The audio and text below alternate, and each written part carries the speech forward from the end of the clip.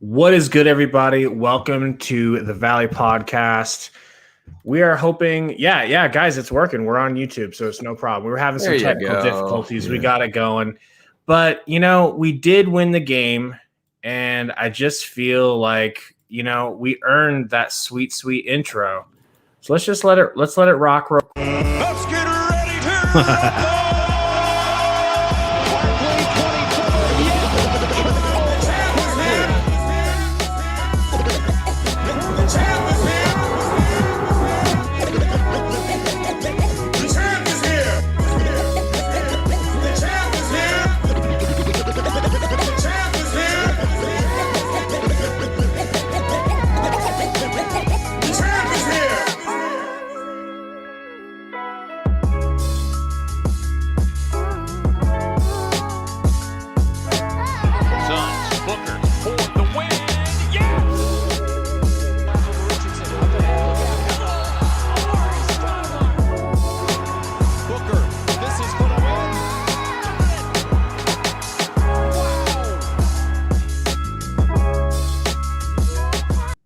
All right, fellas, I'm sorry. I just needed that. I needed to get amped up. That song you made, Evan, it just gets me amped up every time, bro. So I want to go first, if you guys don't mind, because I know Coach has got some negative things to say about Devin Booker, and I just want to white knight him real quick and have his back. I just want to say that Devin Booker, I'm not mad at you. Apparently, you got your girl pregnant. Congratulations. Ooh. Maybe that was what was going on. I don't know what that behind the back, between the leg, skip to my Lou, Professor and one mixtape that was. But when you tried to hit that last shot, don't need it, Book. But we got the W. I'm not going to complain. If I'm not going to complain about Ayton when he plays well and stuff, I just have to give Book this leash. Like, he's going to have little times when, in my opinion, he doesn't play well. That's fine. Salty, you were telling me that he's not clutch. Do you mind going into that real quick and getting that out of the way? It's multifaceted when you talk about a clutch player. I don't think he's like not clutch at all. I was in the moment right there, but it just seems like he's been struggling in the fourth quarter a lot. The Orlando game, he was the one that took the last shot, and you're not going to make every shot, but he threw up that weird shot. He's been struggling. That Twitter account I sent you, I think it's Kellen Olson is his name. Yes. He asked Booker a hard-hitting question. Do you want to play that? Yeah, I can play that. Okay. Yeah. Let's see. It's specifically what I was talking about. I retweeted on my Twitter. Do you want me to play it? I'm gonna go to yours. I've got it. I'm gonna push it right now. Yeah, I was surprised he went at him like that, dude. I mean, I don't know. I like that, man. I mean, it's about time. I think a lot of media just don't do it enough. They don't do it enough. I agree completely, man. I mean, Booker. Don't you think Booker's a little bit above that, though? No, you're never. I mean, Absolutely you're never not. Above asking why you're doing certain things, like struggling in the fourth. You got to rewind it. Yeah, I will. It's defensive. All right. Can you guys hear it okay? Hey, Book, Yep. in your 6 years, I can't really remember a run like this where you were in a bit of a funk in the fourth quarter. Is there anything you see on your film that you attribute it to? Not really. I haven't really noticed. The wins are coming in, so like I said earlier, that's the main objective every night. I've showed many years of scoring the basketball. So, that whatever I have to do to win, if it's defensively, offensively, leading by example, leading by voice. So, we have a selfless team, and, we can win by 1 point, we can win by 20. I'm going to be happy regardless. Hey, Book, in your when Ayton says that, it's all fine, it's all gravy. Like, how do you guys feel about Book taking that stance? I mean, I like it. I agree with him 100%. He's shown us for years and years now that he can score. He's put up 70. I mean, can he not have these woes, or is it a bigger problem? He can have these woes. You're not above questioning in the NBA or in any sport, in my opinion. Michael Jordan, I'm sure, got questioned when he was struggling. You know, I wasn't around for every game for those, but if you're struggling in certain areas that you didn't struggle in before, it's okay for people to ask questions. They're not being haters, right? Because I'm sure Monty Williams would be like, hey, what's going on, man? I mean, stats wise, usually you do this, but now you're doing this. It's like free throws in the beginning of the year. Hey, Booker, you're usually shooting like a 90 clip and you're bricking free throws like it's going out of style. Like, what's going on? Maybe we could work on it. Or, hey, Booker, your turnovers are a little bit higher than normal. What's going on, man? Can we talk about it? It's not like, hey, you're a star, so we don't ever – you're above approach, right? That doesn't happen. Like, it just because you make a couple all-star games doesn't mean you can't work on things. So what I'm talking about with the clutch situation or just fourth quarter in general, obviously it's not just me seeing it, right? It's not just me. Kellen Olson brought it up to him. It's a big enough problem where people are like, hey, what's going on? Because obviously Booker is one of the best players on our team, right? Because he's neck and neck with CP3. I say he's the best player on our team.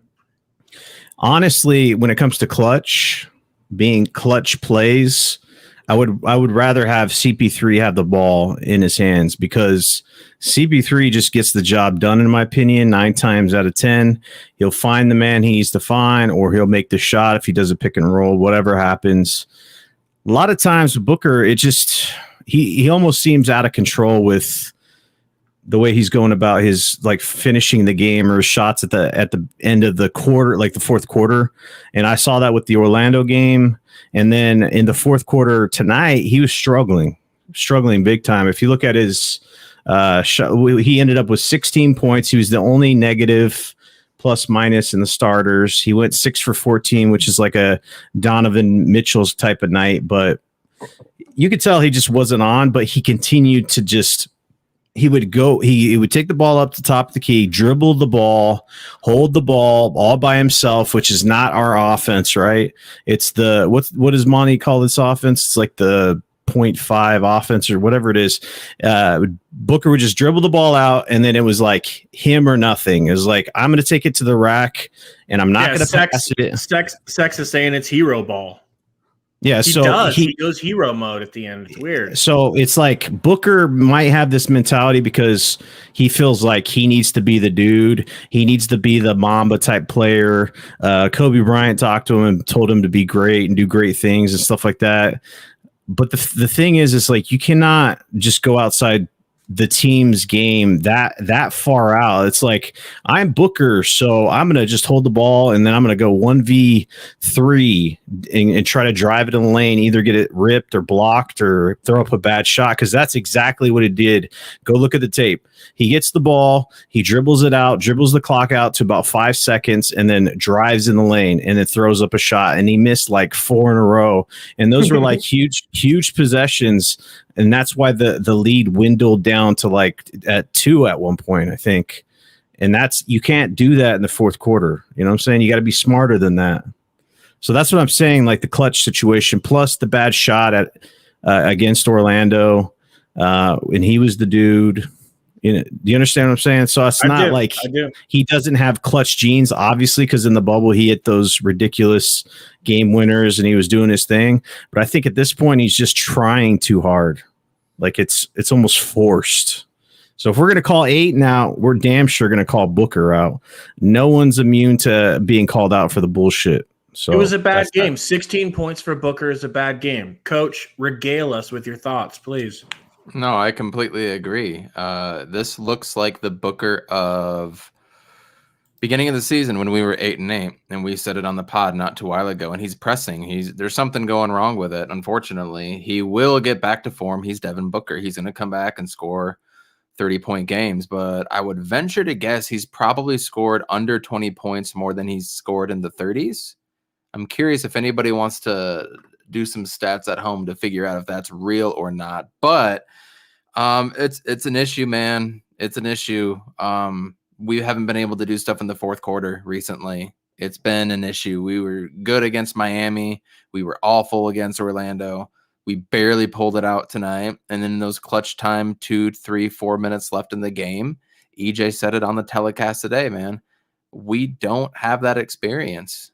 We don't. We have Chris Paul who has it. Jay Crowder's been there, but he's not a clutch player per se, you know, and this is different for Devin Booker.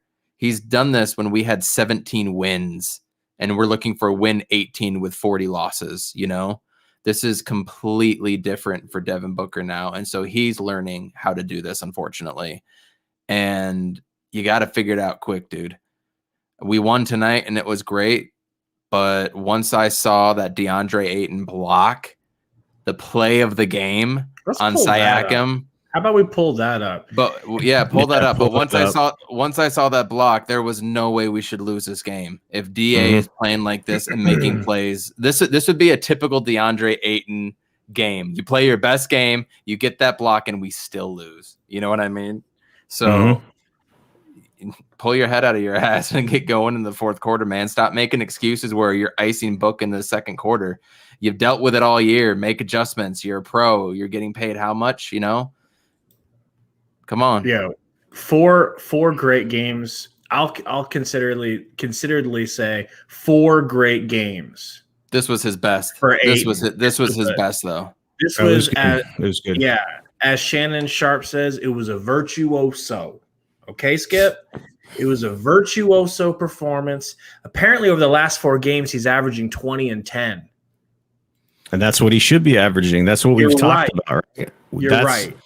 That's what we said is his. It's not. He could be above that, but that should be his. You know, kind of ceiling. Not ceiling, but his floor. Rewind it. There. Bam! Boom. All right. Now, what I really like about this, look at Siakam. I guess from this angle, it doesn't show it as much. Soft by Siakam. That was soft. I feel like, yeah, man, Ayton outweighs Siakam by a good 30 pounds. What did he expect to happen in that situation? Seriously. In my opinion, what he expected to happen was the same thing that had been happening all night. The refs allowing him to go to the rim with one hand and shove. Dude's giving forearm shivers all game. Did you guys notice that? Was it just me? Absolutely. Can he ever drive the ball without committing an offensive foul? And I will dare say that tonight was the worst refereed game that I've seen all season. I guess if I went back and looked at tapes, I could probably find something worse. But I hated the referees tonight. Hated them. Facts, bro. It was awful. I couldn't stand what the refs were doing tonight. At the end of the second quarter, they got that wild 3-point play off of the shot clock that didn't start. You guys remember that play? Oh my God. Dude, it was awful and atrocious tonight, especially what they were calling. On the good hand, though, we were the ones in the bonus in the fourth quarter. That felt nice. Let's bring that up. That felt nice because if it wasn't for free throws, we'd have lost that game because we couldn't find any offense in the 3 to 4 minutes left in the game. Yeah, man. That was, I don't know. That felt like a game where we were going to potentially lose, but it felt so nice once again to have Chris Paul as our quarterback. The way he's talking about, Chris Paul at the end of the game needs the ball. I feel like Chris Paul is a great quarterback and Booker's almost a little bit more like a running back, right? He's not as much of a passer. He's not as much of an offensive orchestrator. So you do want the ball usually in your quarterback's hands because the quarterback can either do the read option, pass. It's just more options with Chris Paul than it is with Book. With Book, it's like hero ball or you lose. With CP3, everything is available at the end of the game. So we went 9 for 9 free throws. We had 0 free throws in the first half, and the Raptors had 16. So, I mean, we make our free throws when we get them normally, but damn, it's crazy. Y'all remember those stats I brought up, right? Yes. Yeah. Our team is just kind of, I don't know. I put the tweet out there that they didn't have any free throws at the first half. And then a lot of people were defending it and saying they didn't really see too much, that the refs were sliding us, like getting to the rack, or getting fouled. Maybe the other team getting us fouling the other team. But as far as us going to the basket, it just didn't really happen. That's why we didn't have free throws, So I don't know. It's weird. I would have liked to have seen Ayton get more this game, for sure. Especially when we shot 9 for 36. We were in a 1 for 16 slump at some point. Ayton shot 9 for 12. Tonight was a night where he needed the ball more, I felt like, and he could have gotten 25 to 30 if we would have done so. Instead, we got hero ball by Devin Booker. Were you guys watching the Raptors broadcast? No.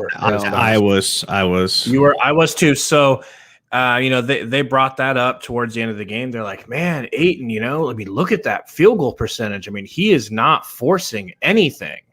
And it's like, yes, that's great. It's really working tonight, but I almost kind of wish they would at least force the ball to him. You're right. I mean, let the man have 15 to 20 shots tonight. It's clearly dropping. Yeah. And Brooks was not. During that broadcast, there was a point where they said that Ayton was unstoppable. I was like, wow. When's the last time I heard that come out of broadcasters' mouths? But they were impressed with his performance, and honestly, you had to be impressed. And what you guys are saying is true. And I think it just comes down to the fact where he's kind of not vocal as a player. He's kind of just takes the back seat about things. It's like, I'll let things ride as they ride. But I have noticed a focus on getting them the ball in the beginning of games by the coaching staff or whoever, kind of making it a point to kind of get it to the post to start the game off, to kind of get him going. So that's good, but he does need more touches, because what would make this team unstoppable is if you could go to Ayton in the fourth quarter during clutch time and just rely on that. You know what I'm saying? Drop it down to him and expect a bucket. Either because that's what Joker does. They clutch time, they dump it down to him. Either will post someone up, get fouled, or score the basket, or hit a wide open 3-point shot, which Ayton could do. And I'd like to see that a lot more if he gets more confident. Facts. Man, preach. That's what we thought we were getting. What you guys are hearing here, people, is honest Suns fans. All right?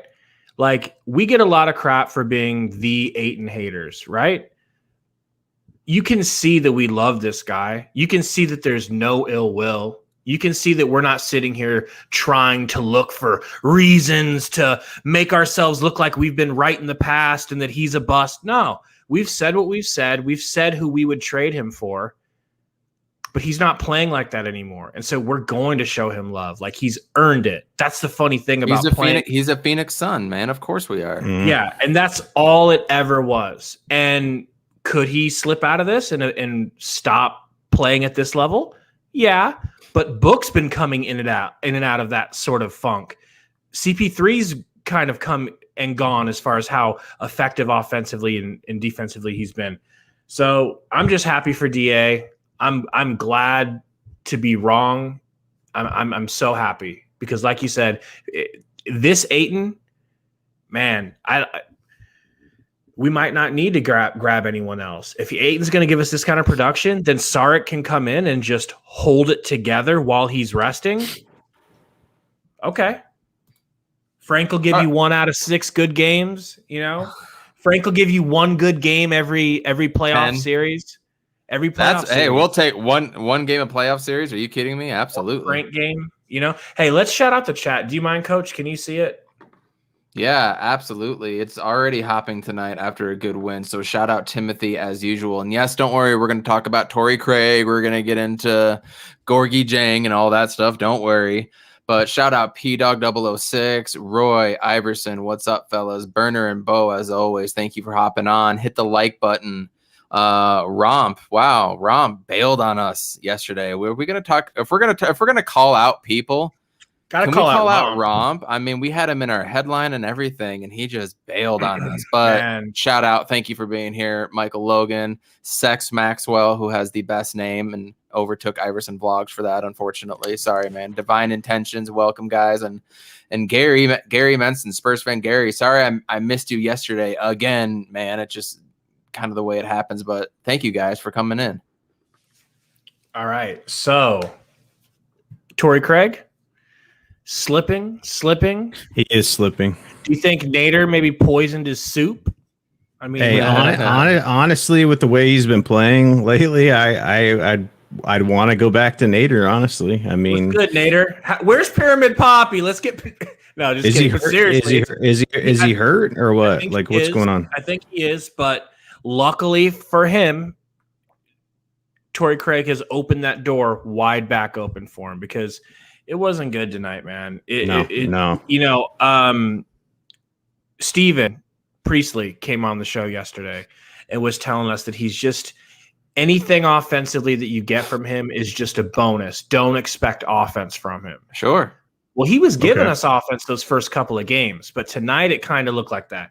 Kind of looks like he doesn't have that. He definitely doesn't have the Jay Crowder trigger where Crowder gets an inch of space and it's going up, or Cam, it's going up. Mikhail, it's going up. Craig, if you're on him, he don't want to shoot.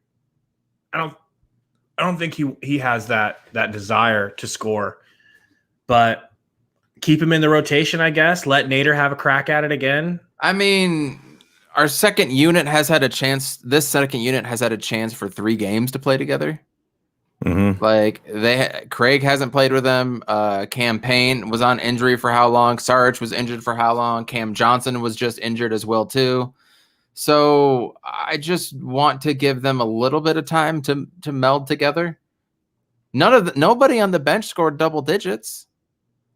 Sarge had 8, Craig had 4, Cam Johnson had 7, Cam Payne had 4, Galloway had 8. And all of them played double-digit minutes. And Double-digit midgets. Yes. Midgets. Double-digit midgets. Double-digit midgets. Oh, man. But Torrey Craig only played 12 minutes and got 4 points. So he played the least amount there. So our whole bench is not playing. Like I've talked about before, it's the eye test. And Craig he's struggling, dude. 1 for 5.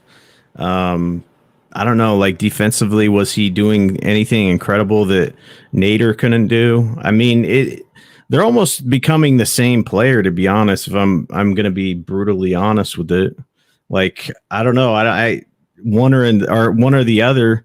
I feel like they're about the same to me. What do you guys think? I still like Craig over Nader because I've seen more of Nader. So Nader's had more opportunities to piss me off. And it really seems like once Nader turned that corner and got everyone squarely in his corner, like backing him up, he took that shit and ran with it. It was like, give him an inch and he took a mile, bro. It's like, oh, you guys like me now? Oh, you guys want me to shoot and never pass? Like, I don't think Craig has gotten to that point yet. No. But I see the signs of him kind of trending that way. So I say let them battle it out in practice. Let them bring the best out of each other and let them both realize, hey, whichever one of you doesn't go full Nader is going to get to play. Full Nader. You know what I mean? I think Galloway's a lock for me. Obviously, just he's a firecracker. I love his shot. Instant offense. Obviously, Payne is a lock. Cam Johnson's a lock. Sarge is a lock. So it's just that fifth spot. Like you could put Craig in there, you could put Nader in there, you could put Kaminsky in there, and I think you could rotate out that fifth bench spot based off of matchups. I don't know why Frank Kaminsky is just DMP'd for the. When's the last time he played? Jesus, it's been a while. You know, it doesn't matter. He's not any good. If we're healthy, he shouldn't be playing anyways. I mean, is he that much of a difference than Craig and Nader? I mean, they're not that good. Craig's better on defense by far. That's not even a question. Yeah. If you want to go bigger, you could have Kaminsky in there for matchups, you know? But Toronto didn't have anybody else bigger as well, too, so I get it. Yeah, they were tiny out there. They were tiny. Yeah. Ayton looked huge, and he looked like he knew that he was huge compared to them. So I would like to see Frank Kaminsky. In the chat, do you guys want to see Frank Kaminsky getting some minutes? He's getting absolutely 0.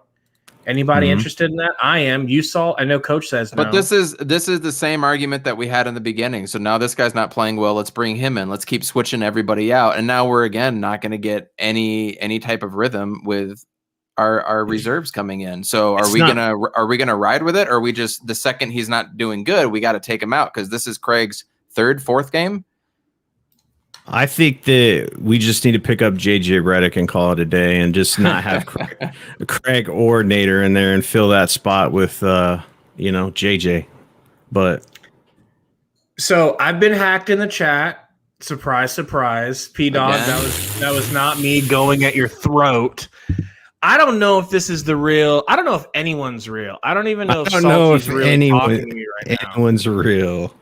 Yeah. I don't even know if I'm real, bro. But Suns Geek, if this is really you, I'm assuming it is. However, you said something that doesn't seem like Suns Geek. You said that Booker. Let's see if I can find it here. He said, I'm trying to find it too. I can't see it. "Did you know what I'm talking about?" Yeah, I don't think that's him, dude. It's up there. Booker is way ahead, better at his age than Mamba. Yeah, he was saying Booker is better than No. Booker will be better than Mamba by the end of his career. If that's really you, Suns Geek, you're gonna have to delete your entire channel and Stay off the weed.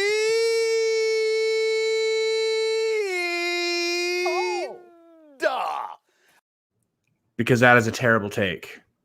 But maybe it really is Suns Geek. You need to lock him up again. This is unacceptable, geek. I know. So Suns Geek went on the Suns Jam session podcast, and I guess I forgot to lock his crate that I keep him in, or whatever it is. I don't know how he got out. He must have broken off a piece of bone and whittled it into a little lock pick or something. But congrats to him. They had a great show tonight, man. John Voight is in here, I believe. Unless he got hacked too.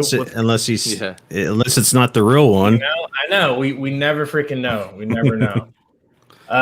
Suns Geek was on there tonight. I watched a little bit, said what's up to the guys. But, man, it's hard to watch these early games when you have kids, man. Right, Salty? Like, the first and second quarter, I'm getting dinner ready, and I'm like, okay, shot's going up. And it was a miss. Okay, go do something for 3 or 4 seconds and turn around. Yeah. And I have it on my phone, and I was making dinner too, and I prop it up and watch it while I'm doing stuff and move, and it's tough, but I got to, you miss some plays. I like the 8:00 start times for me, local 8:00 times for me. And when he goes to bed at 8:30, 8:45, right after the first quarter, pause it, get caught up by halftime. It's perfect for me. This Sunday is going to be interesting, right? Oh, bro! Good news is when it ends, hopefully he'll be down for a nap. For you guys, that's literally a morning game, isn't it? It is. Yeah, 11 a.m. for me. 10 o'clock, like it's a NFL start time or something on the East Coast. It's crazy. So, do you guys notice tonight? It really looks to me like Chris Paul and DeAndre Ayton are starting to finally develop some chemistry. Chemistry that's been completely gone. They just haven't had it at all this season. Did you see that tonight? I saw a couple of alley-oops, a couple of good passes. I feel like those two are starting to get it going together. I'm noticing them two, and then Booker. Booker, he has some issues getting the ball to Ayton sometimes. I think he might have done it tonight, where he throws a lob up and it's like 20 feet up in the air. I'm like, I don't think Ayton's going to be able to get that, because they work on that. They've worked on that where it's like a pick and roll.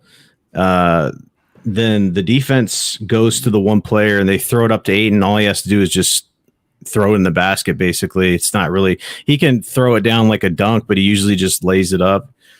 So they've done that a lot. That's part of their offensive playbook. And Booker has done that a lot with Ayton, where he just throws it up and then Ayton puts it in the basket. So Booker, Ayton, they're saying on a broadcast that Ayton wants to have good chemistry with Chris Paul, Booker, and Bridges.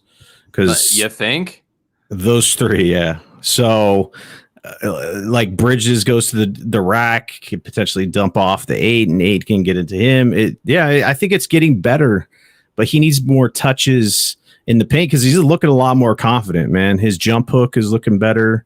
He got the ball like a midi. Midi was clean. He's playing with confidence, It's a beautiful thing, and if that could continue, I'm got to be honest, Coach. You really bummed me out the other day when you pointed out how small we are, and when you pointed out how big the Nuggets just got. Mm-hmm. I just feel like even with DA playing this way, we're small. Is there any hope that we're going to bring? I mean, you want to go into Gorgie Dang? Zhang. Dude, we have to get him. That'd be ideal, actually. That's better than Whiteside. Tell me about it. I think it's better than Whiteside. That's a dude that has an edge. So just right there, I feel like he's not going to have his motor get turned off randomly here or there. We have questions of LaMarcus Aldridge and Drummond. We're questioning both of them. This guy would be lower, not as big of the flashy sign, but I feel like, I don't know if he would necessarily give us more. You know what I mean? But he's got that feisty side. You remember he almost went into it with Book, and I think it was in Memphis, if I'm not mistaken. I don't remember when, but like security had to hold him back of like 15 feet from the door or some crap like that. So like Suns fans, I'm not worried about that because he had a beef with Troy Daniels. Is that his name? Yeah, he used to play with us. Yeah. He had a beef with him. And then they played on the same team together, and it was fine. These guys are professionals. They'll get over it if they're winning. Didn't Booker almost scrap with him too? That's what I mean. That's exactly what I mean. So it'll be fine. I'm really not worried about it. But that is a dude that can come in on that second unit and actually contribute. I really, really think so. That's a dude that can push DeAndre Ayton too. That's what we need. Any likelihood of all of that happening? I'd say there's more likelihood than getting Drummond or LaMarcus Aldridge. I don't think we're not getting Drummond we're not getting either of those. But I'm talking about in the beginning when that first happened. You know what I mean? When they were first on the market or rumored to be on the market, we're swarming like flies, right? I think at that point compared to this point now, I would say we have a better chance at getting this guy as opposed to LMA or Drummond. Mm-hmm. Yeah, dude. You know what? F you, LMA. I never wanted your ass anyways. All this shit we were talking about wanting you was rewind a lie, the tape. Bro. Rewind the tape. It was a lie, bro. I was joking. I know. I don't even want your dumb ass, your front running ass, dude. God, he makes me so mad, bro. Like, it's just ridiculous. Like, ghosted twice. You know, man, like you're gonna go to Miami and win anything, bro. Get the hell out of here. F you, LMA. And F you, Drummond, if you don't want to come here either. There was one spot that I really want to bring up during the game, and it was in the third quarter before the subs went in. It was about an 8-minute run when the starters were there, from the 11-minute mark to about the 4-minute mark. This team, and listen to what I say here, this team looked elite. In that third quarter, please, if anybody has the ability, go back and watch them. They were elite at everything.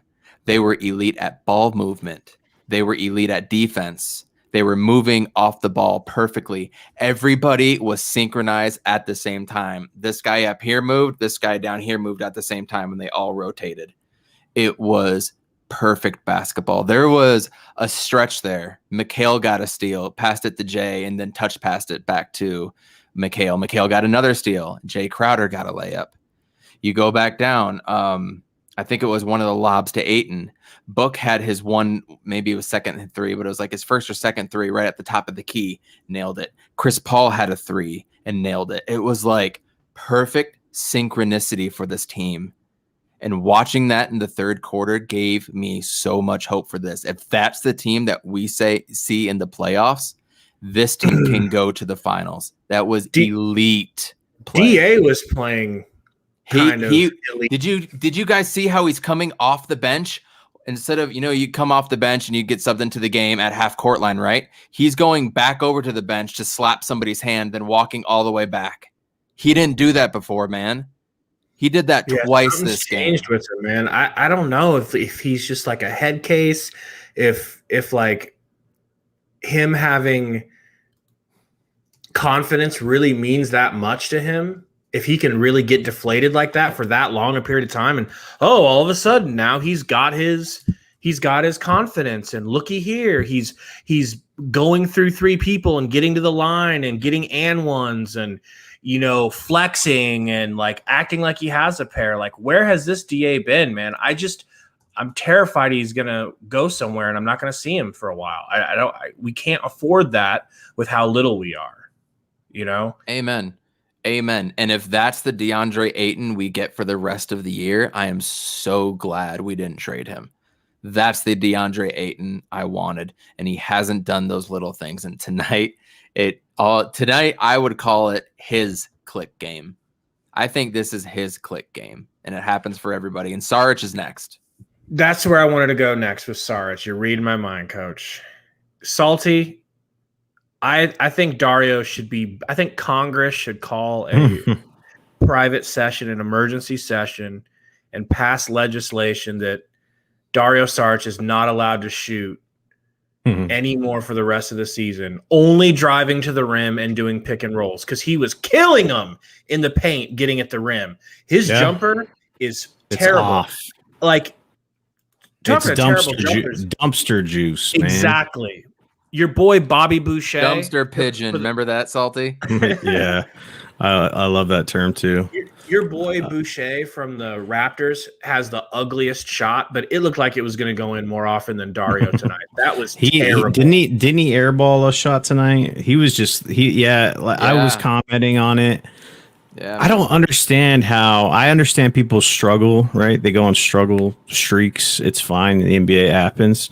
But like to go from 1 to it's like 99 to like 0 in 2 seconds flat. It's the Suns fans were calling him 6th man of the year and this and that. And then all of a sudden he just popped the brakes on all of them, like everybody's hype and momentum.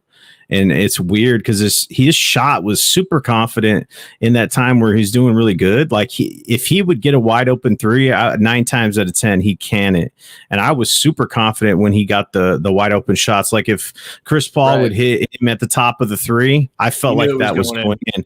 But now if he shoots it, I feel like, I don't know about that. Like you're just kind of like iffy on his shot. So yeah, I think he should focus more about being inside and doing his post games, his post moves, because he excels at that, and I think that's one of his bright spots right now. And he still came out with 8 points, but yeah, I mean 3 for 9. He took the most shots off the bench by far, almost by double of anybody else.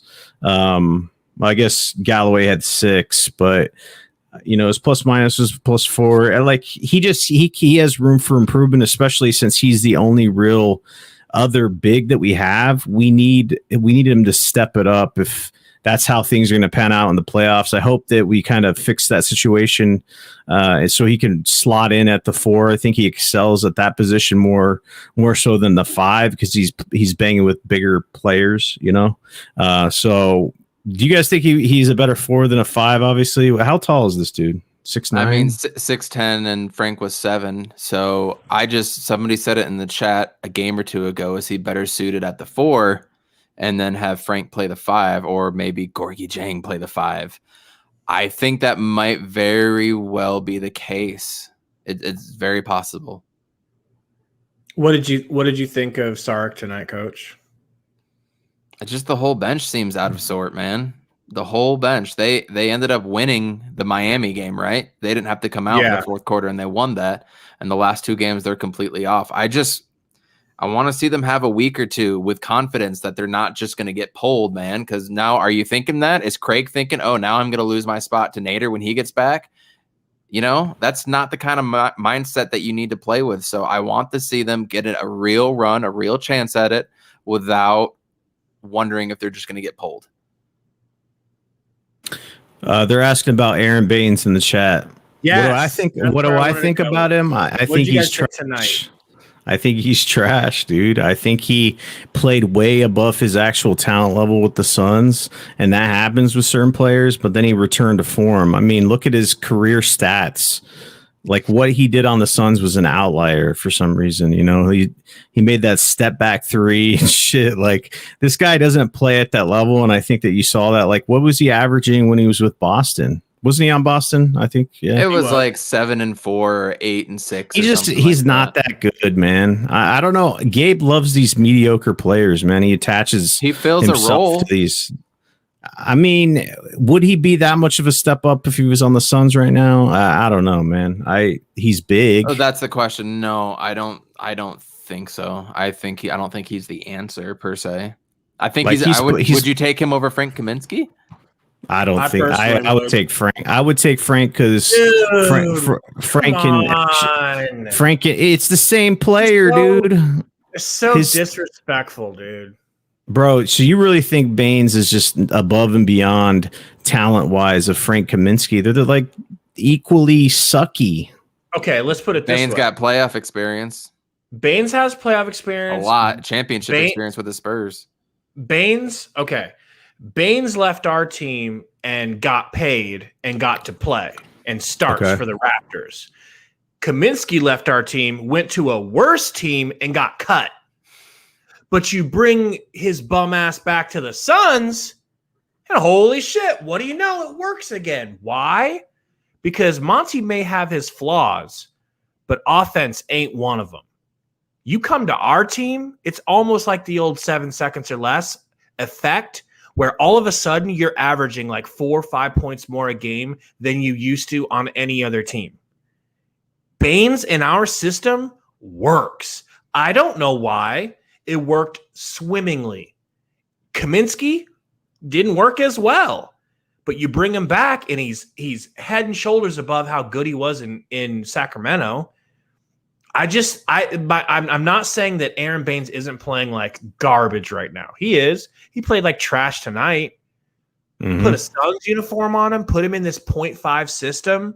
Hell, let him roll with CP3, which he didn't get to do. He was doing wild things for us with Rubio. I just think he could be so much better if he had Chris Paul setting him up.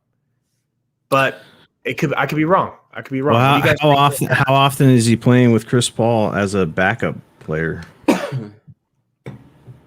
It seems like they're staggering Book and CP3 though, right? I mean, I saw CP3 out there a lot. When he plays with the bench some, but it's not all the time.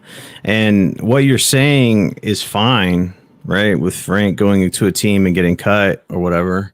But that's more of like a system thing than a talent thing, you know? I mean, like I said, you look at analytics and you look at Baines as a player, just look at all the teams he's been on. What is he averaged? What is the outlier for his stats? And I think the Phoenix year, you know, the season that he stepped up was just kind of an outlier. There's plenty of examples of players that played beyond what they actually are, and then they go back down to earth. You know, like sometimes it happens. Was it a contract year? When obviously it was, right? Because he signed with a different team. Yep. So he played out of his mind, try to get that fat contract, which he did. Okay. We picked Saric over Baines. So let me ask you this, and that was the right decision all day, right? I mean, Saric gives you so much more help than Baines can. But let me ask you this. We're not going to get Drummond. We're not going to get LMA. We're not going to get any of these guys. Let's say we whiff on Gorgie and he goes somewhere else too. Would you rather just stay put with what we have or sign Baines? Is Baines even out? He's not even out there. He's still with the Raptors. He's just playing like dog shit. But they haven't bought him out. I haven't heard any rumors on him getting bought out besides wild speculation from Suns fans. Like the only people that are bringing his names up. Yeah. If that's the case, we don't have to talk about it until there's some actual heat behind him. To be honest, I was watching just like you the broadcast for the Raptors.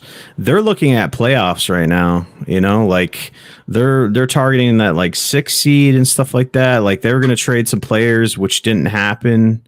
What's his name didn't end up getting traded. He still played.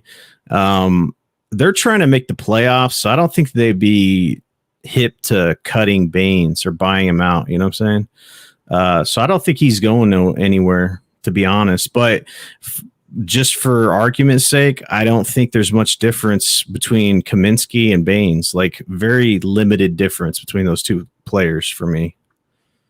They're just, like I said, they are what they are.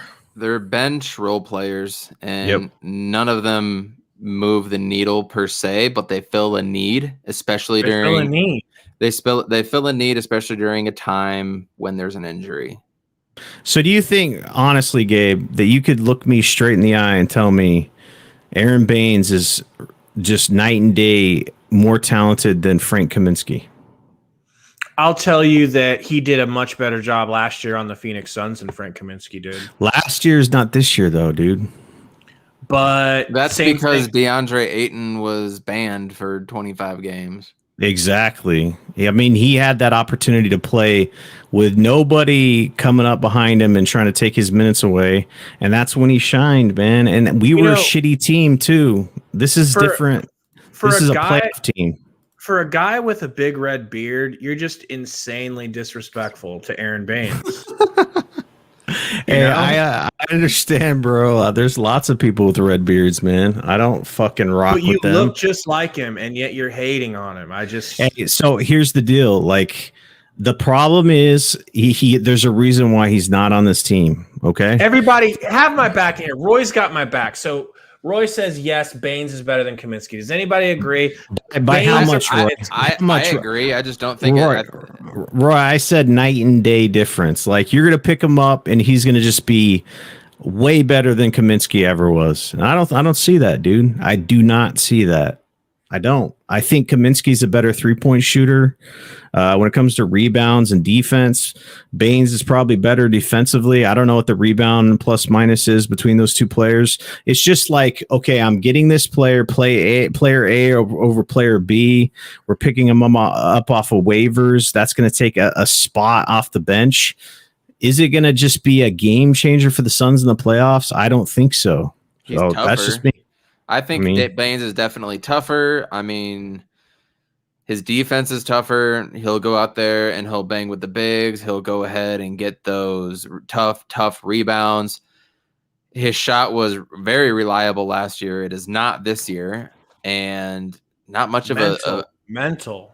Oh yeah, for sure. I mean, it's different for the whole Toronto team playing in effing Tampa right now too. It's way different for them. I give that whole team a pass this year, and it sucks what they have to go through. So Gary's got my back. He says Baines is many times better than Frank. All Frank has is a 3 sometimes. Baines is an actual physical big man. Like, he is. What is he averaging this year? Dude? What is he averaging, bro? I'll look it up. I'll look it up. Don't try to pad your argument with his bad stats. I'm telling you, man. I'm telling you. I know. He's a bigger presence, and that's why I like him. This argument is so mute right now. He's not getting bought out, bro. He's not. All right, let's just stop. 6 points, 5 rebounds, and he was averaging 11 points, 5 rebounds last year. Game changer, 6 points. The most before last year that he ever averaged was his last year with the Spurs, his third year in the league. 6.6 and 4.5 rebounds. Last year he did 11.5. So he was far and away better with us. He's a system fit. He's a system fit, dude. I don't have any problem with system fits, considering we have everything else locked down. We're the best Suns team we've been since 10 years. Yeah, we know. Ever. So to start the season, to win like this, we're good, right? We're good, but we're trying to get a little bit better. You know where my real frustration comes is, like, I've been watching national media lately, and they've been talking about Gordon and McGee and the Nuggets and the Jazz and Lemon Pepper Lou getting traded for Rondo and the Clippers, and ain't nobody talking about the Suns. It's like they're going out of their way to not talk about the second place Suns. And that's kind of going. Well, it scares me because just like yesterday, you told me, Coach, that you are scared of the Nuggets. Oh yeah. And I'm starting to think maybe you're right. And maybe the national media is right here. Maybe we're going to get lapped.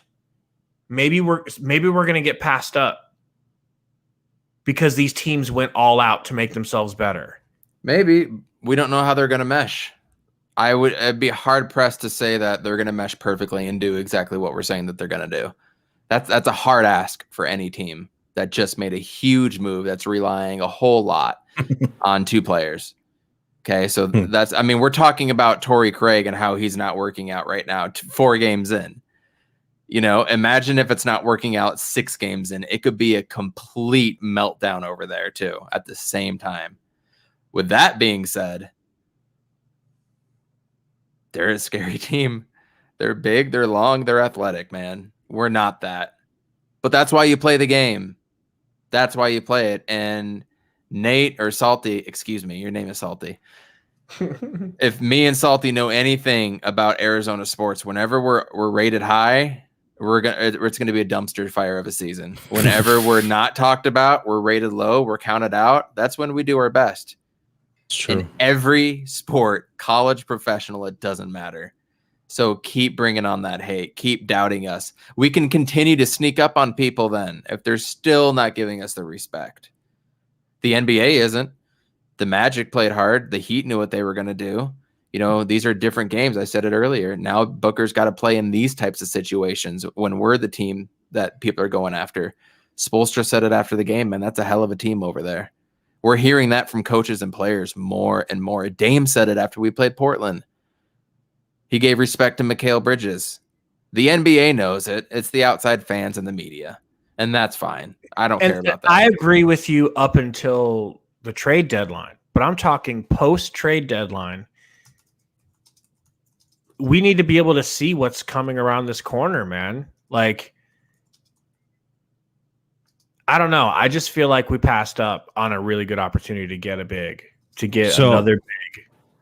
I texted you, Gabe, and I told you maybe it was kind of strange that these other teams are making moves and we didn't, right? And you're like, stop saying that. You're making me depressed or whatever. You're like about the situation. It's true. I mean, if you really believe in your team and you think that this is the year, wouldn't you go all out to make that happen? Do whatever you can to pull the triggers on the moves. Like you guys had that one guy in from the Nuggets. He was talking about stuff and they felt like they needed to make a move. And this, you know, the Nuggets going for Gordon and McGee and stuff. That's saying, all right, my chips are all in. We're going to try to be better than what we are and try to get to the championship, you know? As far as the Suns go, they didn't do anything. They didn't they didn't make a trade. Like McGee was definitely would have been a nice to go get. Did you see that package for him too? That's all you had to give up for him. It's nothing. That's what's frustrating. Even Vujicic, right? Sasha over there, Orlando went to the Bulls. It wasn't really like the package they got in return was not much. I mean, you would have to give up 2 firsts, but at this point, if you're going for the championship, that doesn't really mean much. You give up your first round pick because after all, we draft with the number 10 pick and we get a dude that doesn't even play, right? So, I mean, if you give up your picks and you get a dude like an all-star like Mr. Sasha over there, which is an inside joke if you're new here, but the Bulls pulled the trigger. It's just like the Suns could have had those players if they wanted them, but they didn't make those moves. You know, they didn't go over the cap. They didn't trade. They didn't do anything. It's like, hey, we got a good team, so we're satisfied with that. Let the chips, roll and we'll see what happens. But when it comes to like winning a championship, sometimes you just got to take risk and then put all your chips in the middle of the table because who knows what's going to happen next year? Who knows what Chris Paul is going to do or whatever. So, like, you're second in the West right now. If you would have made a crazy move, like getting Aaron Gordon, even though I'm not a big fan of him, that's like hey, we're putting our chips in the middle of the table. That's why the Nuggets are scary, because the Nuggets were scary before. And then they made these moves, so they're that much more scary. So the inside joke, my iPhone, is that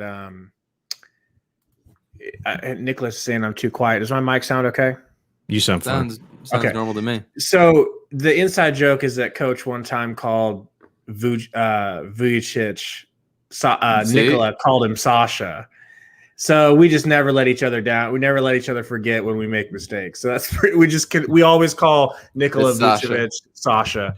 But we got our first $50 super chat, guys. And by $50 super chat, I mean I got a text message for no money from Spurs fan Gary. And he wanted to ask a question, but he felt like it was too big of a question to put in the chat. So this is for you guys. This is for you two, okay? Because I think he knows my answer, all right? So we're in the playoffs. Ayton, he's not injured, but he has foul trouble, okay? He's picked up like 3 fouls in the second quarter. They sit him. He gets his 4th in the third quarter. They sit him. Who do you want guarding if you had your choice? Who do you want guarding Anthony Davis? Who do you want guarding Gobert, Joker? If Ayton can't, would you rather have Kaminsky or Baines? Kaminsky. Length. Yeah. It's all length there. It all has to do with length. That's what she said. So Kaminsky's a good defender now. Who says When Baines? Off the damn weed. You clearly don't remember him going against 7-footers. It's awful. But I remember Kaminsky doing it this year, and it's awful. So Baines is an elite defender now. Compared to Kaminsky, he's better. Point Holy is, shit. Not point elite, but is, he's go get better. Gorgie. I need me some Gorgie. That's Yeah. the point of this conversation, right? Okay, yeah. I mean, of course, we would all rather have Gorgie guarding AD over not Ayton, but over Kaminsky or any of those dudes that we have. Because Saric is not going to be able to step in and guard AD. That's going to be barbecue chicken. Yeah. The right answer is neither. We'll have Saric on him, but Saric got bodied by Cat. He'll get bodied by Joker. He's too small. But I just had a thought real quick back on Devin Booker, just quickly. I thought he went into OG Anunoby jail tonight. I thought OG just balled him up. Anytime he tried to get by him like he does with his quick first step, dude, he hung right with him each and every time. I highly, highly underrated OG Anunoby's defense because that was one-on-one. That wasn't no guys on the side. He had help defense. That was all one-on-one, man. Shervin says he saw Gary Trent Jr. putting clamps on Book a few times. They've been asking. We've got a lot of Blazers people in here. They've been asking. Shout out, guys. My yeah. second favorite fan base. Mm-hmm. Me too, bro. Me too. What's the guy's name that you're saying that clamped up Book? Obi-Wan Kenobi? Is that what you said? That's what I was thinking Yep. tonight, bro. OG Anunoby. We got CP3O. Obi-Wan Kenobi. CP3O. We were playing Yeah. the bacon last night, some cookies, Obi-Wan Kenobi come on. They were asking about Gary Trent Jr. and how did he look? How did you guys think he looked tonight? I thought he looked good. I didn't realize his mid-range jumper was so smooth. I did. Just Okay. piss off the He looked chat. good. He looked like trash. No, He didn't look he looked bad. fine. I mean, He Yeah, looks like a seamless fit over with them. I don't know. I look at Toronto and Portland kind of very similar with Kyle Lowry and Fred VanVleet versus Dame and CJ McCollum. Just two guards that can put up 20 to 30 points randomly on you, or not randomly, but just out of nowhere. In like one half, they can do that. And then you get a guy like OG Anunoby, or they have Trevor Ariza, Derek Jones. And then now they got Norman Powell versus Gary Trent Jr. It seemed pretty seamless. Honestly, it felt like he'd been playing there for a while. So I thought he looked good. He's a better player than what people made him out to be. Did you guys hear? I was watching the Raptors broadcast, but the comparisons with his dad is crazy. Gary Trent Sr. So he played with Portland the first 3 years, just like Junior did, right? They averaged the same amount of points. Then a blockbuster trade happened for Stoudemire, right?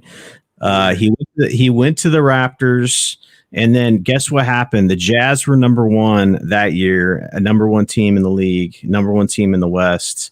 There's all kinds of comparisons, just like freaky, like crazy. with the deep stats. I'm telling you, man, when I heard that shit, I'm like, what?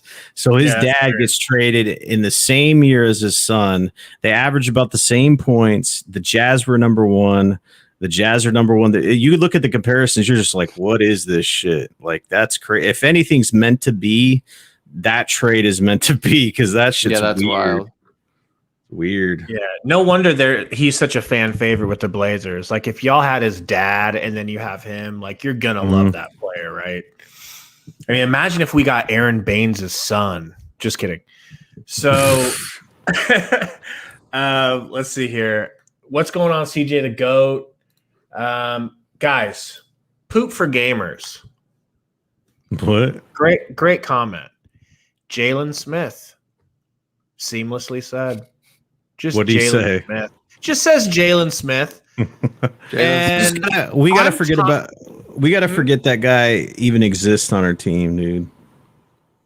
I want to do a chat reveal of somebody here. I need to know who my iPhone is, because you brought up the Art Institute and you are clearly from Atlanta. So where I lived for like 6 years in college. So I got to know who that is before I say anything about the Hawks. Because of course we will gladly abide. I'll give you something for the Hawks. Coach said that he wanted John Collins over DeAndre Ayton. The same DeAndre Ayton that's averaging 20 and 10 the last No, I 4 games. didn't. I bet you I can never find said it. that. I bet you I it. can find it. Find it. Or were He we, was no, I said no because he was 6'9", and that's not what we needed. You were on my side. So was it Salt? I didn't say I wanted him. Lying. I mean, Dude, I want him on the team, way, but not dude. as a replacement over Ayton. I still want him on the team, but not for that. How do you guys feel about Trae Young? This is way off topic, but what do you think about him? I think if he wasn't, sorry, my iPhone. I think if he wasn't in Atlanta, he'd be a really big deal. But they have yet to pull themselves out of the gutter, just like us, the last decade.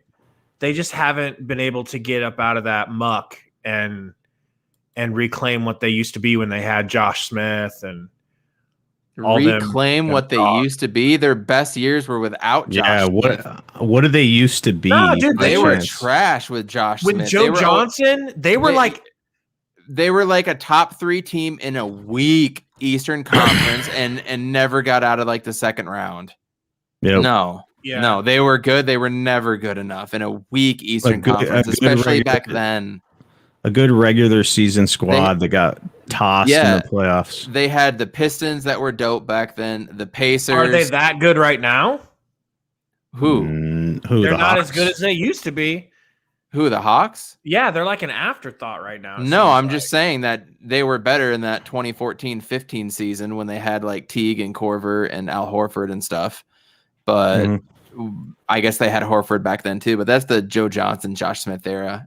Josh Smith also went to the Rockets and did nothing, went to the Pistons and did absolutely nothing, and basically got ran out of that league. Yeah, Damari Carroll, that's the other dude I was thinking of. Yeah. So the Hawks are not going to make the Eastern Conference Finals, whoever that is. CJ says, is Jalen Smith any good? My opinion, I will go down on my sword, bro. Yes, he's good. He is good. I feel comfortable using that term. Not better than good, not great, not awesome. He's good already. It's just, I don't know if he's a poor practice player, if he's got bad habits or something, but coach hates his guts. Hates his guts. Loves Nader. I can't wait to see him play. I'm serious, bro. Like, I shouldn't be comparing him to the man whose jersey you're wearing right now, coach, but I just see some stat traits. Is that crazy?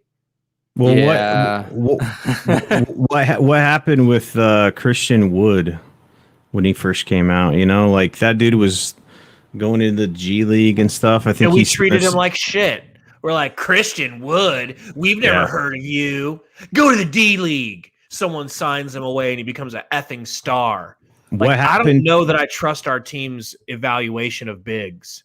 Oh, for sure. And what happened to, I'm just saying, like, sometimes in the beginning of these players' careers, for whatever reason, system fit or talent wise or just playoff pushes, they just, I don't know, they don't get a lot of playing times in their first year, but then, you know, they turn it on in the following years. Like Goran Dragic, what did he do in the first couple of years, man?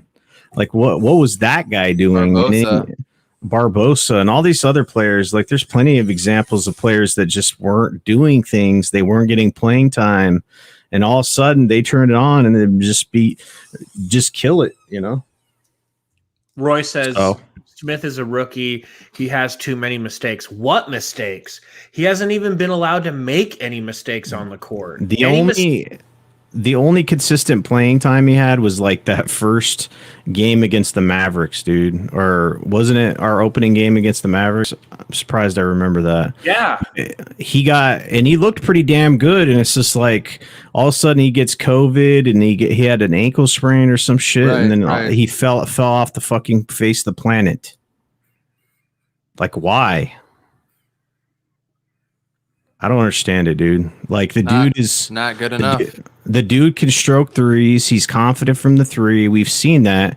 The dude was hitting three in his very first NBA game from the corner, just unconscious. If he misses a three, he doesn't care. He looks good off the pick and roll. He's athletic. Can fast jumper. He's fast. Like, I don't understand. Like I said, the only thing I can say is the coach wants veteran players that aren't going to make mistakes at this point, and he has his players that he wants to play, and Jalen's not one of them. I just feel like it's a shame because he's a better Maryland prospect than Alex Len ever was. Oh, ever. For sure. Without a doubt. He's got so much more talent in his one hand than Alex Len does in his whole effing body, and yet we give Alex Len the keys to the kingdom, put him in a effing magazine cover, whatever website cover, with him taking a dress shirt off like Superman, and there's a Suns jersey, like crumb bum, dude. Like, why does he get so much opportunity? And we sucked back then. Alex Len was the number 5 pick. Invested a lot of just, if you get the 5th pick, you need to hit on that. And McDonough obviously didn't know what the fuck he was doing, especially with a lot of his high picks. I mean, how do you bust on 2 top 10 picks with Dragon Bender and Marquise Chris? You would think that the law of averages would say at least one of them would be good. At least if you're throwing a dart at a board, right, and you had a fucking blindfold on, you have a list of players. If I pick like that in the NBA draft, you would think that I would hit on one of them, right? If I had a list of names up there that I could potentially pick. But McDonough sucks so bad. He busted on both of those picks. He busted on a 5th pick with Alex Len, bro. You know what I'm saying? Pause on that one, dude. So, yeah, like, what was the difference? We sucked. We had no talent on our teams, and we were hoping that number 5 pick would pan out, which obviously it didn't. Because I remember watching highlights of Alex Len. You remember those highlights we'd look at, and he'd be like dunking on people. We're like, oh my God, this guy's going to be awesome. He sucked ass. So, yeah. Centers out of Maryland, man. Can't trust him. Jalen Sticks is going to be good, dude. Fuck it. I agree. No, we've been saying that. I completely agree. 100% wholeheartedly agree. It's only a matter of time. Next year. Who would we release to get Tyshawn Alexander? Not a question. To get who? Yeah, he's probably lowest on the totem pole, right? If we're trying to pick up Dang. Absolutely. Lowest on the totem pole. Let him go Let away. me think about it, though. Who else is that low on the totem pole? I'm not letting Etuan Moore go because he's a vet. There's nobody else you're going to let go. I ain't letting Carter go. I'm not letting Gabe Von Carter Nader and Kaminsky. Those are your choices. You're not going to let Kaminsky go. I don't think. No. He needs to be like that in case of emergency break glass type player. You have to have him. Who? Kaminsky. You have to have him. I thought you were talking about Nader. I thought you were talking about Nader. No. You have plenty of guards. Mikal Bridges goes down. You're going to need Nader. Cam Johnson goes down again. You're going to need Nader. I think you could technically get rid of Nader if you were going to keep what's his name that you just picked up, but. No, coach is right. You don't let Nader go over Tyshawn because Tyshawn is actually a project point guard who for sure. He's so far from getting on the court. Nader actually could get on the court. So I have a question. If you had an actual G League team, we didn't have a cheap ass owner, right, that sold the team. Could you send a player to the G League, or do they still have rights to him? Do they still take up roster spot is what I want to know.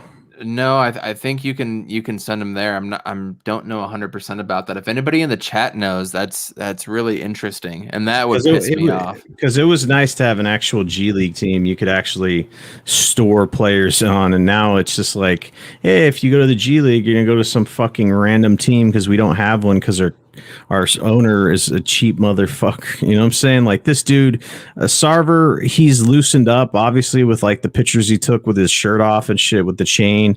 But don't let it fool you. The dude's still a cheap ass, okay? Even though he's made like millions upon millions of dollars, like he bought the Suns for some ridiculous low price. I don't know what it was, but it was like probably like 300, 400 million. And now the team's worth over $1 billion. You know what I'm saying? So this guy has capital and he made his money in the housing market. But this dude is one cheap motherfucker, dude. That's all you got to say about him, because he went to U of A, and that's all you need to know about this dude. Scum. So there were a lot of games tonight in the NBA that had a lot of Western Conference playoff implications. We're at about the hour, 10-minute mark. Is there anything else you want to touch on here? Do you want to touch on some of these games and see where we're at in the standings? Yeah, I'll pull it up. Yeah. I think Charlotte's a problem tomorrow, man. The time, the start time bothers me. Charlotte's been on kind of a roll, even though they lost their boy Ball.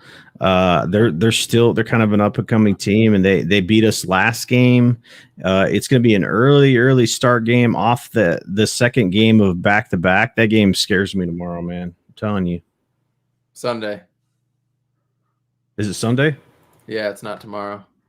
I got my days all fucked up, dude. I'm telling you, man. Like, it's crazy, but yeah, Sunday. They beat the Heat tonight. I'll start with that. The Hornets, our next opponent, beat the Heat 110-105, and Rozier had 26 points, 5 rebounds, and 11 assists. So he's picking up right where Ball left off, or just continuing what he was doing, I guess. Devontae Graham had 16 points. Gordon Hayward only had 11 on 4 of 12 of shooting, but that's not going to happen again. And Malik Monk had 32 for them. Jeez, man. So I don't have a good problem feeling about that game. I think we can. I know we can definitely beat them, but I don't think they lose too much with LaMelo Ball being out. I mean, the whole thing with LaMelo Ball in the first place was like, why are you guys drafting him when you have Rozier, who's already proving himself, and you've got Devontae Graham, who came out of effing nowhere and is just like a human torch, dude. Like, I like Terry Rozier. I loved Rozier when he was at Louisville. Anyways, I've always liked him. I mean, he was so close to being a Phoenix Sun. If anybody doesn't know that story, he was like right about to sign with the Suns when he left the Celtics. I wanted either him or Marcus Smart because we didn't have any point guards at that time.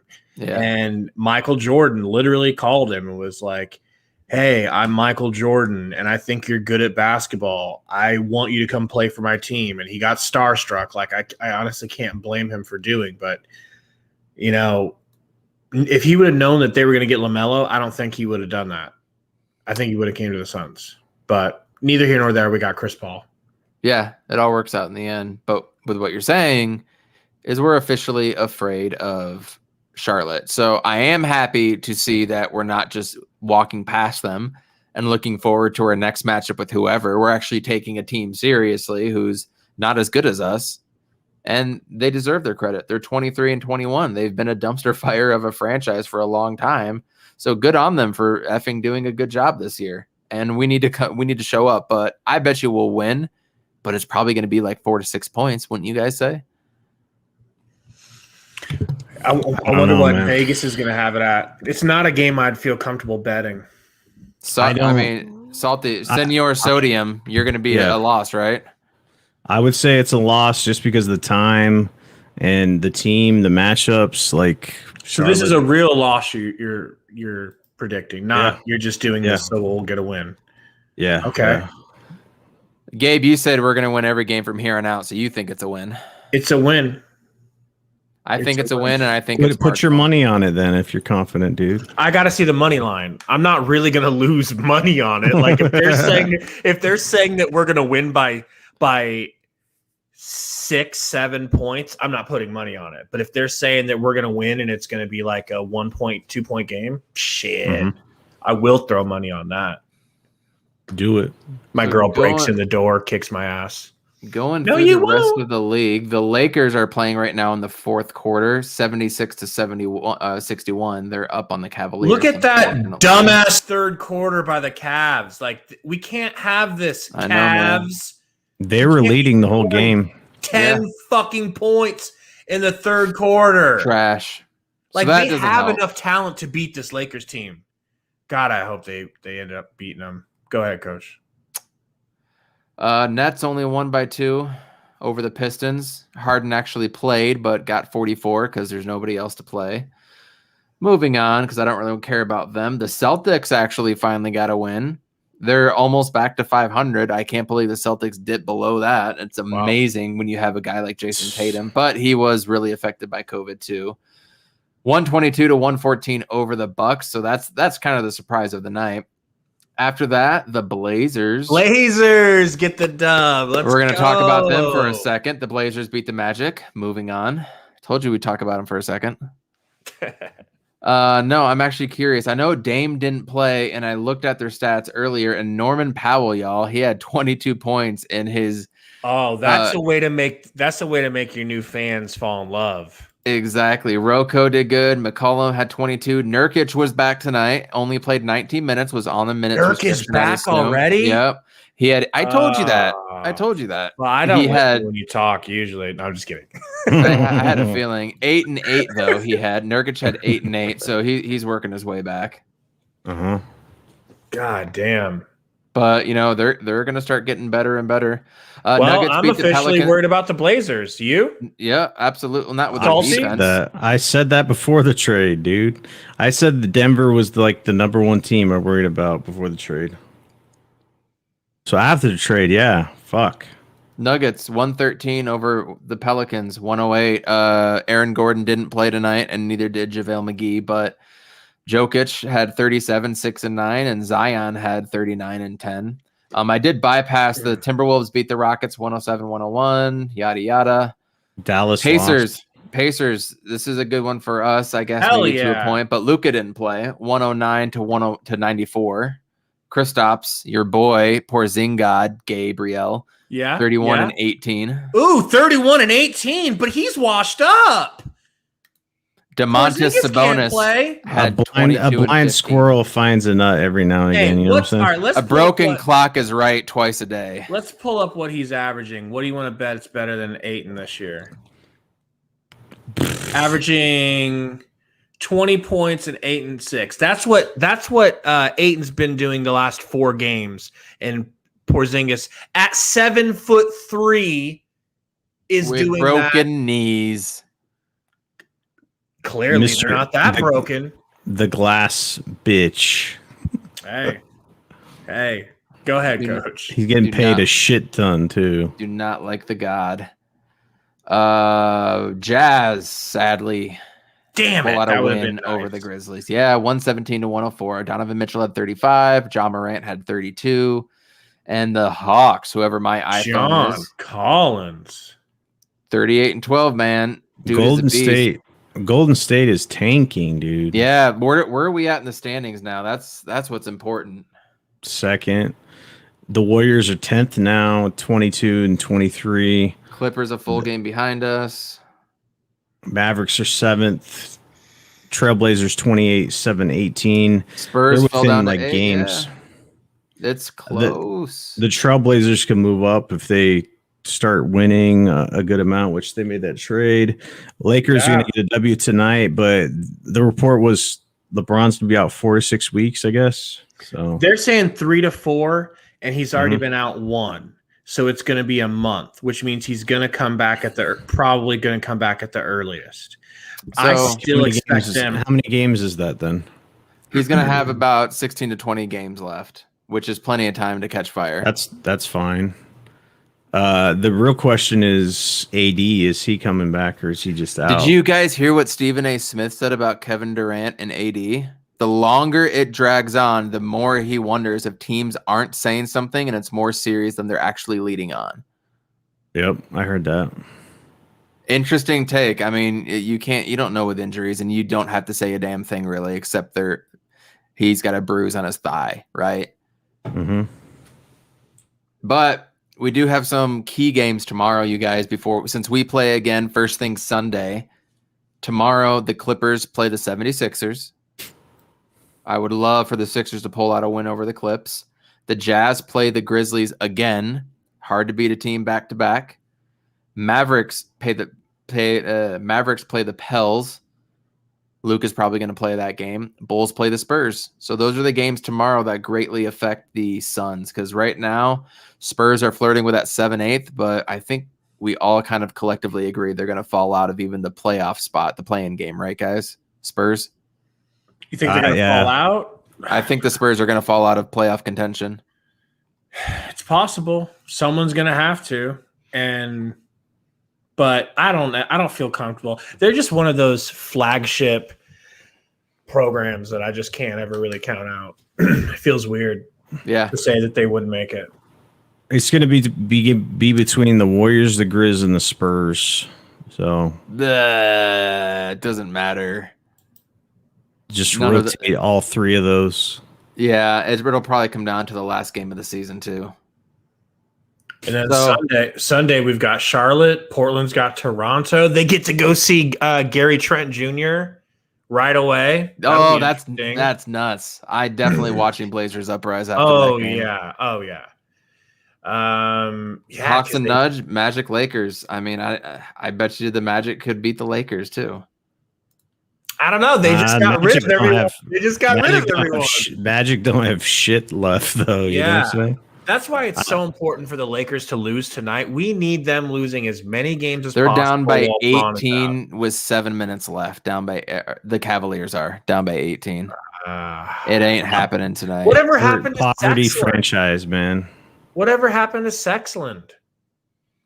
He got his balls chopped off. He's no longer Sexland. You mean Darius Garland and Colin Sexton? Yeah, they both got their balls chopped. Oh, Sexton's not playing. That's what the problem is. Okay. 6 for 16 for Darius Garland, though. That's pooey. Thanks for effing nothing, Cavs. Poverty franchise, the Cavs. You get like 1,000 number one picks gifted you by the NBA, and you're just poverty. But they have a championship and we don't, so I guess we're more poverty than them. CJ said Sunday's about to be a movie for them. Man. Yeah, that's going to be an interesting game. You guys are going to have to get day drunk for that game. I'm down. Should we on Sunday? Sure. Maybe I got nothing else to do. Get shit faced in the early morning. I'll make some Bloody Marys over here. Let's go. Let us know in the chat, man. Do you guys have any interest in us doing like and these guys might not be able to because they're adults with children. But any interest? Let's do a live stream while we having us do like a companion, like side companion, where we watch the game. Obviously, we're not going to show it to you, but you guys can watch, and then you guys can hang out with us while the game's going, and we can talk. I mean, if you guys have any, this is only if you and I are drinking, though. Oh no, I will not partake if we're not consuming a heavy amount of alcohol. I never drink. P-Dog's like me. Don't give a shit. P-Dog's like, sounds like shit. Oh man, yeah, burner account, man. Thank you. Let's shout out the chat if you don't mind, Coach. We can shout out to all the Blazers fans in here. I don't know if you guys saw my interaction on Twitter. I had a one tweet just like semi blow up in the Trailblazers Nation.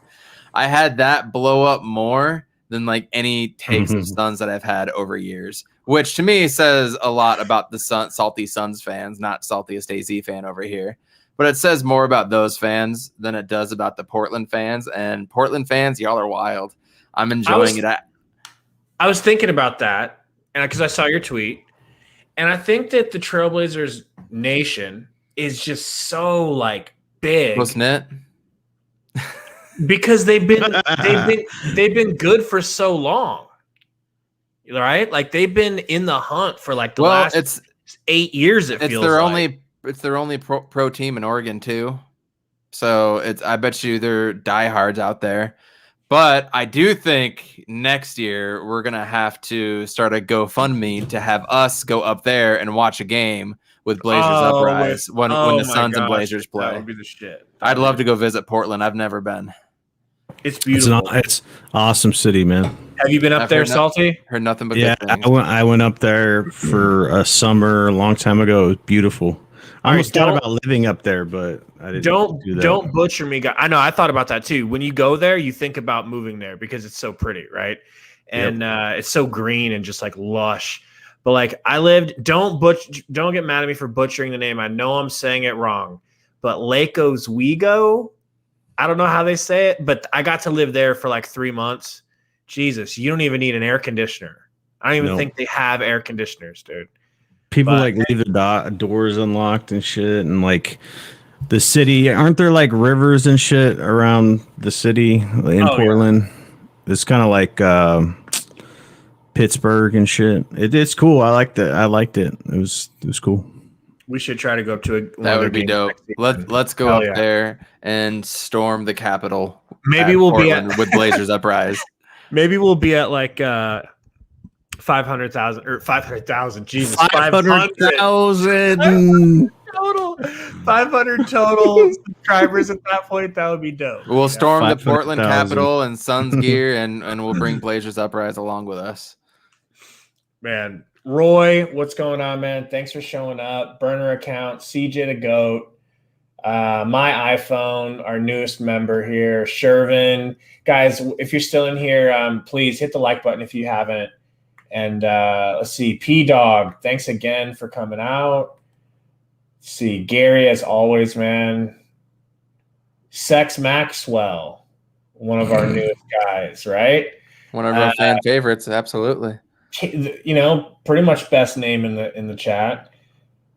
King, man, everybody. Nicholas Munoz. God, there's so many. Remember when it was so easy to do this? We could like call out the chat in like 7 seconds or less. Am I right?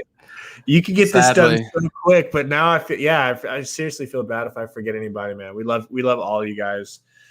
We'll be back Sunday afternoon.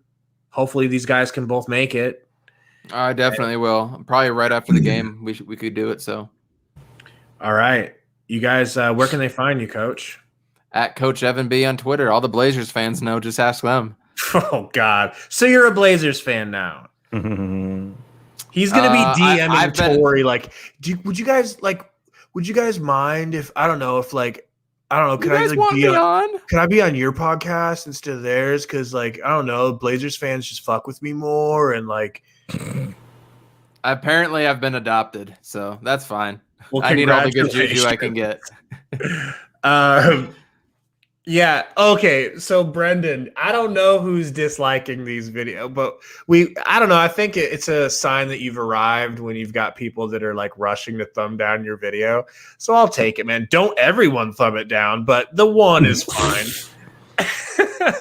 Ayton's world is still mad at me and salty. Maybe that's who it is. We like to think it's Ayton's world. But yeah, Salty, where can they find you, man? Saltiest AZ fan for my sports Twitter and saltiest_gaming for gaming. You probably don't give a shit about that, but that's where you can find me. I don't know, man. I'm sure a lot of these guys are gamers. Who isn't a gamer? You guys can follow me at Suns Valley Pod. I'm thinking about starting like my own personal Gabe Von Carter account and having the Valley one just be like its own thing. I don't know. Let me know what you guys think. But thank you so much for coming out. We will see you guys Sunday.